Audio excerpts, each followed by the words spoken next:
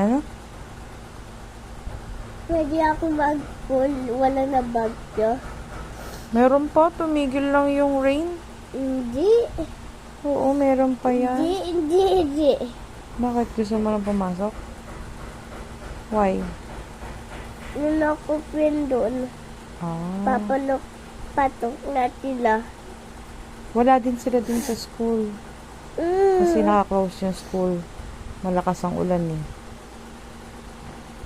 At ang teacher ko. Sa bahay ah.